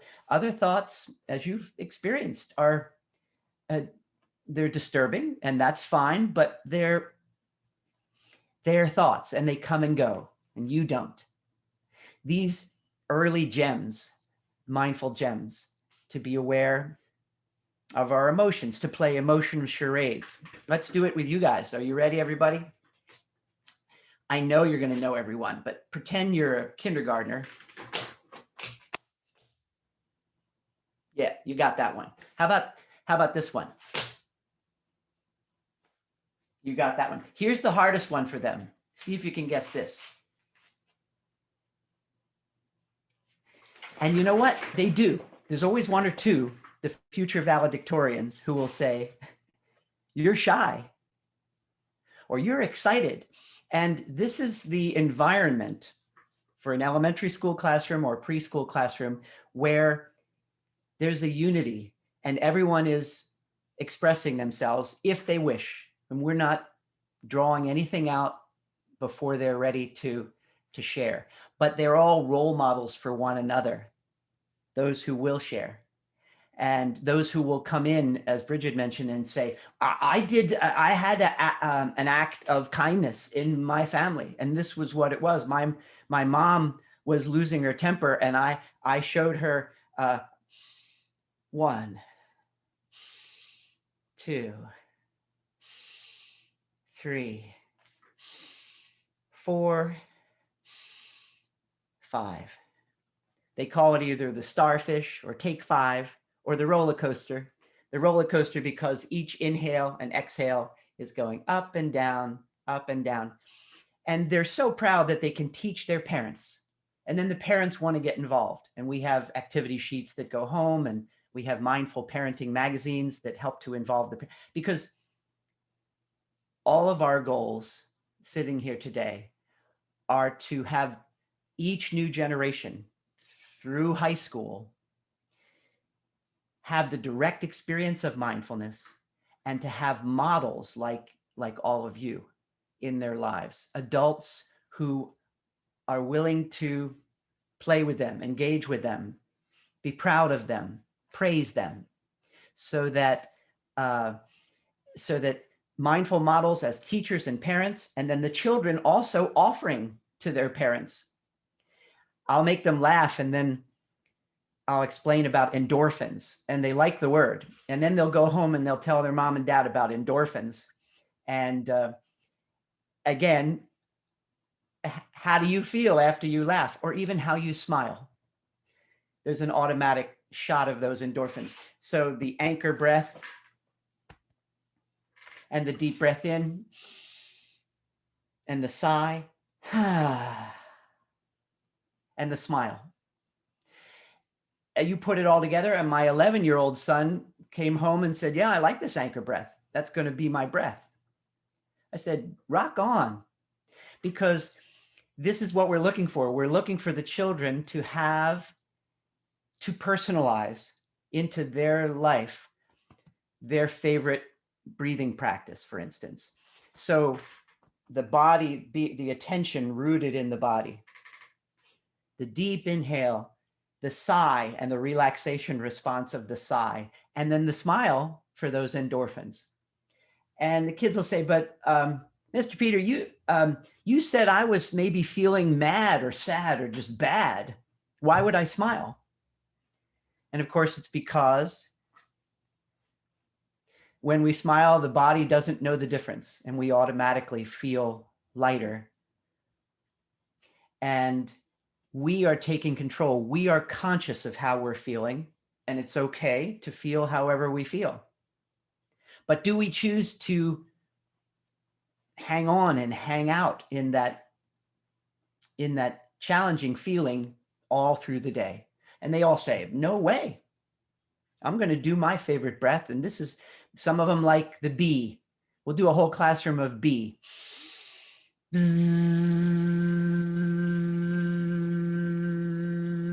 So there's the tickle on the tongue, and the awareness is now again in the body. And there's a whole hive of bees, so they feel quite unified. And some of them like Be Alone, where they hum.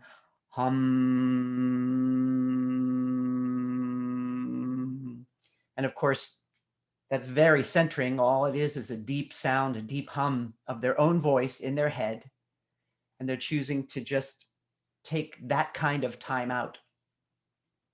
And this is the change in our culture, where the children feel empowered to take their own time out, and to have timeouts in general be not at all punitive anymore. Starts in preschool and early elementary. Do you want to visit our quiet place? Do you want to visit our comfortable space in the classroom set up just for you when children are having challenging emotions? The rooms are set up for that, to have the environment for stillness and to gather oneself again. Nothing punitive. And then to have this beautiful mindfulness move all the way through into high school, as we were hearing so blissfully today, that there are apps. It's just amazing. And many of you have read about the success of meditation in place of detention. And this is the evolution of education, so that children no longer feel like they're being punished, but that they're being served, and that someone is there for them and can teach them these tools. And they no longer feel like what's the deal with this? They have an opportunity to actually just be, and to have thoughts come like, why do I keep ending up here? What's going on? And what can I do about it?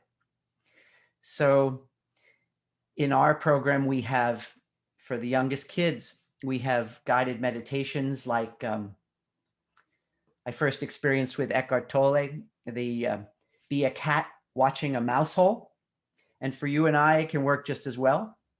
All of these practices where we can just be very still and to use our imaginations, and no one has imaginations better than children, and be a cat, not waiting for anything in particular, but watching, happily just being there with that mouse hole. And the first thought or the first thing to come out of that mouse hole, can they be aware of it? And if they wish, they can share it when the exercise is done. They have all sorts of things that come out of that hole. But to be able to begin the process of having young human beings observing their thoughts. And you know what the coolest thing is, at least for me, is that children have no inner monologue yet that's so strong and sophisticated as adults are challenged with. And therefore, they don't have the doubting Thomas voice saying, I don't know, this is kind of weird. And I don't know, I'm not up to this. Or I don't even know whether I want to try. They all try, and they all succeed in their own way in getting these early experiences, in this case, with observing thoughts. Peter, I hate to interrupt, but I'm going to tell you, you only have a couple minutes left. All right, thank you. So power, keyword, praise, personalize, all of these things for you or I, but especially for children. And our program is called The Mindful Experience, and our website is themindfulexperience.com. I'll put my email in the chat. My prizes are for everybody. Cindy has a 31-day mindfulness calendar that we would like all parents and teachers to have and enjoy. It's an Excel document, and I'm sure it can be emailed to the list. I'll make sure everybody gets it. Thank you. Sure. On our website, there are 3 mindful gems for teachers or parents to engage with their kids. It's just 3 brief videos, but comes up right away, and everyone can have those 3 mindful gems, and you'll be practicing that anchor breath again, among a few others. So I'm very happy to know this organization and to be a part of it. Thanks for everyone's attention. Thank you so much, Peter. I can't say enough about how I agree with you that mindfulness begins at the earliest age. I mean, if we all started when we were babies, maybe this world would be a really great, amazing place every day. So thank you so much. So it is now. There we go. It is, yes, thank you. So next, I'm going to introduce Jabari Whitehead, who is the principal of the now I don't know if I'm saying it right, Chatham or Chatham. Chatham, okay, school in the Haverford Township. And so I'm so excited to hear everything that he's going to share with us. So you can take it away, Jabari, whenever you're ready. All right. Good morning, everyone. Thank you so much for having this opportunity today. I won't go through the whole ego profile about who I am. I know I could get caught up into that. Basically, my intention here today is definitely to make sure to be able to serve these words for what worked in terms of leading through uncertainty over the last year. And this could be for parents, for anyone dealing with humans in general. We're always dealing with uncertainty as well in our work. So I'm going to share my screen here.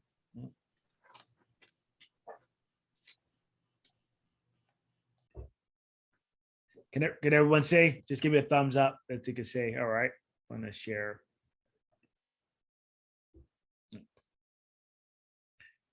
So one focus on 5 essential behaviors as far as navigating the storm and finding calm in the chaos over the course of the past year. Things that I've learned about myself and some of the practices to try to share out with the families in our school community, because as a school leader, you're also responsible for leading your community and engaging them, because we all have the same purpose to serve our children and serve our collective humanity. So the 5 pieces are: do the inner work, focus on what is within your control, practice gratitude, deepen relationships, and serve.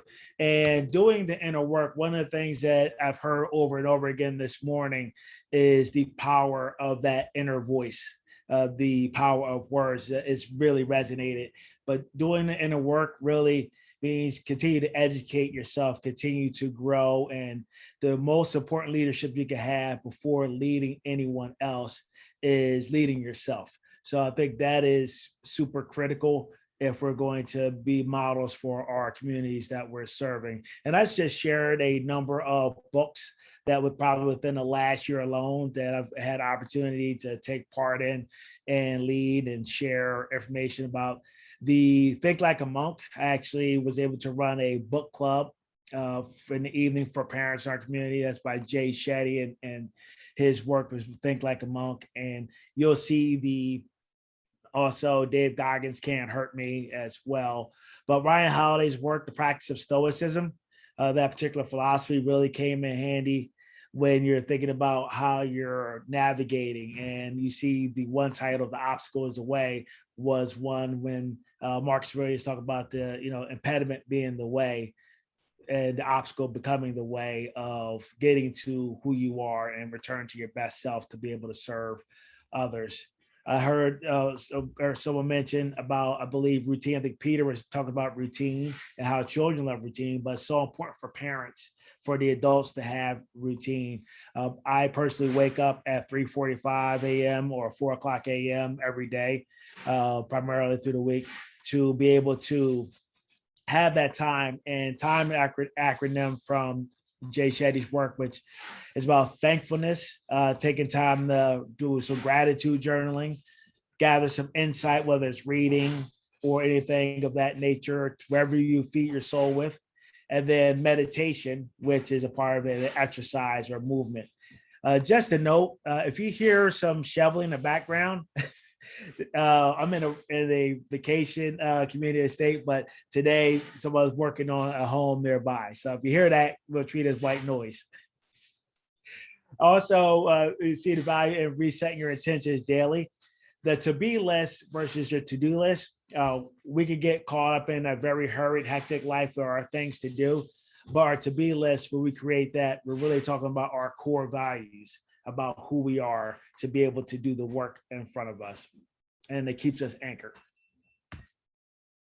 Do the inner work. One of the things that was a big help as far as being a principal. I remember when I first became an assistant principal, the principal that I worked with said, be careful because the job will kill you. So he wanted to make sure, I've been an administrator for grades K to 12, and he wanted to make sure I had this awareness of myself, how to take care of yourself. But I think over the course of the pandemic, we're working from home, have an opportunity to spend time by yourself. But the big question is, can you love yourself when you're by yourself? And we want to model that for our children, that radical self-love. But you guys also spoke about, that inner voice. David Goggins talks about the governor, that negative voice that, the mind is the most critical thing to be able to master. And then the petty tyrant was a reference from Deepak Chopra. When he talked about his work, and it's like they're sitting on your shoulders, and no matter what you're trying to work through, that negative voice can jump back in, because he even talks about, think about the trauma that we may be healing from in our own lives, things that may occur, the microaggressions or the micro trauma, and whether you're dealing with imposter syndrome, we want to be able to disconnect from the external noise. So I've had opportunity to get out on Appalachian Trail on a few occasions, which one of the hikes happened to be a solo hike. Being out there for 3 to 4 hours on a mountain, have an opportunity to feel insignificant. And significant at the same time goes a long way. You realize that the magnitude of what's around you is a great difference. And you realize how small your problems actually are. Focus on what is within your control. Brene Brown talks about SFDs and her work. Sorry, we have a airplane going by. So we have the Brene Brown talks about SFDs. I would say crappy first grasp, but the S stands for something else. It's the story we first tell ourselves when something negative occurs, or tries to get us not to judge the moment. Seneca talks about we suffer more imagination than in reality, and the idea of accepting impermanence, that how fickle that you have to try to treat fame and fortune in the same manner, that we don't get too high, we don't get too low, that we defer judgment, and that helps with relationships as well. And when it comes down to control of the narrative, I know over the past year, people was being very wary about false positivity, when the reality of it is not about false positivity. It's about seeing what's within your control and being able to manage those and having an actual plan for that. So I know the 5 factors within our control, all of our controls. If you think about this, or each one of these 5 factors, if you rate them on a scale of 1 to 10, I've asked families that, my teacher, staff, students in the community, if any of these are less 8 or below, less than an 8, pick out 1 or 2 you need to work on to be able to improve that sleep, nutrition, movement, exercise, mindset, and relationships. Practice gratitude. One of the things that was very awesome, besides journaling in the morning, journaling in the evening, take the time to reach out to your entourage of excellence, or people who've been mentors, people in your lives along the way. A thank you note, a phone call, an email, letters. I've reached out to people, through Google Meet, just to get on and reach out to those who I felt really meant something to me in my life along the way in these times, because, time is precious and not a renewable resource. Also, extending grace. You see the pink, graphic here, the pink or purplish graphic.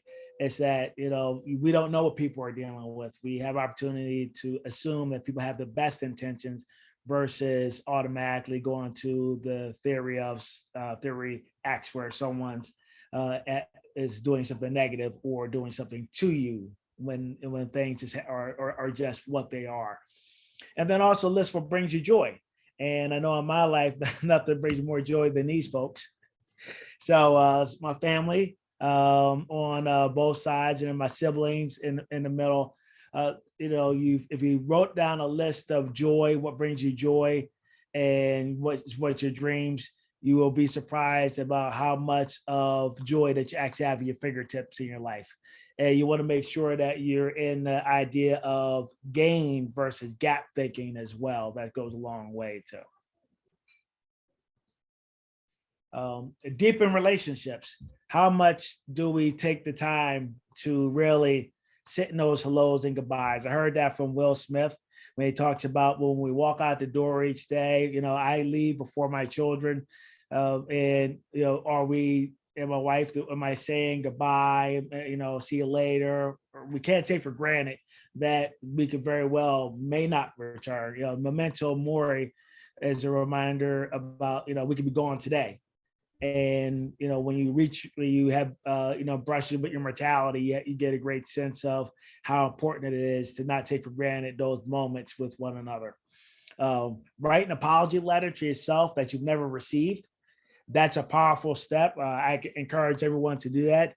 Again, we don't know what trauma you had in your own life, and you may not have the ability to have the person who you really who had a negative impact in your life. You don't know if that person, you may never have opportunity, or nor should you expect that person to apologize to you. So writing the apology to yourself can go a long way and establish that forgiveness, because forgiveness is freedom. And then here, spending time with mentors and accountability partners. My brother and sister and I, we all wake up super early in the morning. So text messaging begins about winning the morning, winning the day. All right. This is far of a powerful. There is the power in forgiveness. Please forgive me for what I said when I was at war with myself and projecting onto you. We know with students, we know with families, we know because things are so personal that people need the greatest amount of love shown in the most hurtful ways. And we often want to make sure we remember that when we're engaging with one another. And then this last piece is about service.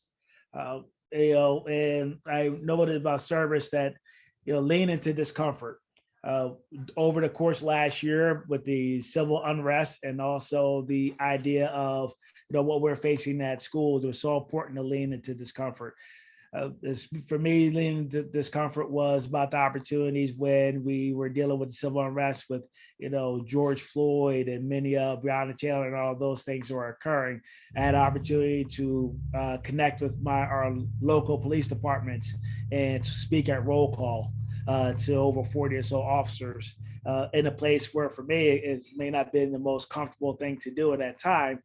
But again, obstacle is the way. It's the best. It's the best way to build community and grow together, because the blame game doesn't serve anyone. It just shuts down communication and connection. Check on your neighbors and beyond. We had an opportunity to visit students who were at home during the pandemic, who were learning from home, to go out to visit them, check in with them, and again, we promote amongst our parents and our school community to continue to do that. Be the courage for those who need it. We are at different places in our work and our readiness for what we need to do. And turn your pain into purpose is something that, if we're paralyzed by what we believe happened to us, we won't ever see what happens for us. And Matthew McConaughey's book, Green Lights, talked about that. It's a great premise from his book that I learned a lot. And also remove arbitrary deadlines. Sometimes we feel like, we had an opportunity to serve, that we missed the mark. There is no deadline, outside of the ultimate one. So we have an opportunity to continue to serve and to make sure that whether it's a small way, whether it's showing up for a friend, whether it's doing things for a neighbor, whether it's just serving through our role with daily interactions. We can never take for granted what just our simple interactions every day can do. So from a school leadership standpoint to a community, for being a leader in the community or even leading in your household, it all makes a difference. So these were the things I've learned to be true in my own life that I wanted to be able to share with you today. Any questions? If I went too fast, I apologize. Hopefully you heard everything as well. You did not go too fast. All I could think was that in all the years that I've been a teacher, I wish I had a principal as amazing as you. I mean, what a mindset you have. Thank you. Me too, Cindy. Me too. So I guess we're gonna give a prize out for you. Is that okay, Jabari? Sure, thank you. And yes, thank you. Okay, so we still have another Path of the Mindful Teacher, which I actually read this on vacation and it's wonderful. And this one goes to Samantha Brady. So congratulations, Samantha. This is your copy. Okay, so I'm going to go back to share screen. So just bear with me for a second. Here we are.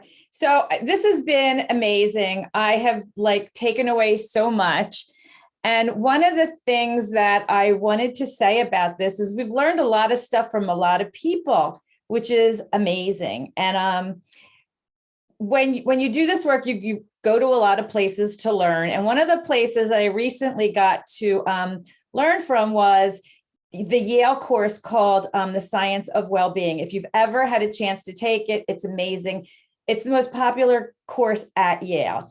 And this professor named Dr. Laurie Santos came up with this thing called the G.I. Joe fallacy. And she says, it's the mistaken idea that knowing is enough to change our behavior. And we got a lot of information today that we can know. But so what this was about was this guy, G.I. Joe. He was like an action figure when I was raising my kids, so pretty long ago, I guess the 80s. And he had a cartoon show and he would right the wrongs and he would solve crimes. And at the end of the show, he would give a tip to these kids who were watching, like, don't smoke, it's bad for your health, or don't throw trash on the ground, it's bad for the environment. And he'd put his hands on his hips and he'd say, knowing is half the battle. Well, Laurie Santos says, no, that's just the little first step. It's really important for us to put into practice what we know and what we want to do differently. So if there was anything today that you're taking away with you and you just want to store it and know it, that's great. But if there's something that you could really put into practice in your life or in your classroom, that might really help you to make the change that you want to make. So we're going to break out right now into breakout sessions that Tracy arranged for us. You're going to get an invitation. And because our chapter is about connection and sharing, we want to do two things in the breakout session. One is to introduce yourself, kind of say where you're from, and then share the one takeaway, the one thing that you learned today that you really feel like you can put into practice.